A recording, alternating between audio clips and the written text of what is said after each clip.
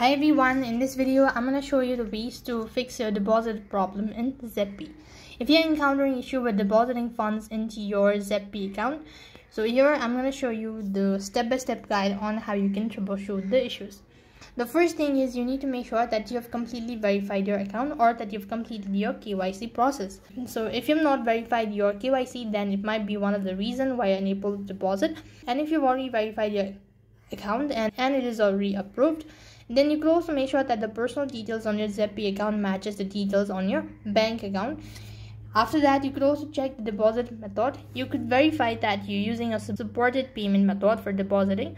Zebpay typically supports bank transfer and other electronic payment method, and ensure that the bank account details you're using for the transfer, such as account number and IFSC code, are correct.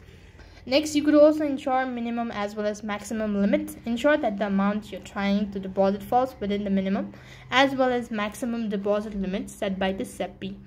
Sometimes network issue is another reason. If you don't have a stable internet connection when initiating the deposit, then it might be another issue. And you could also check the website or an app version. If you've not updated your application in a while, then it might be another reason. You could just go ahead and open up your respective app store and check for the update. Now, sometimes bank transfer can take some time to process, usually from few hours to a few business days. Be patient to check your bank statement to see if the funds have been deposited or not. And you could also ensure you've used your correct reference number provided by the Zebpay and making a bank transfer. So these are some of the ways to fix your deposit issue on your Zebpay account. That is all for this video. I hope the video was helpful.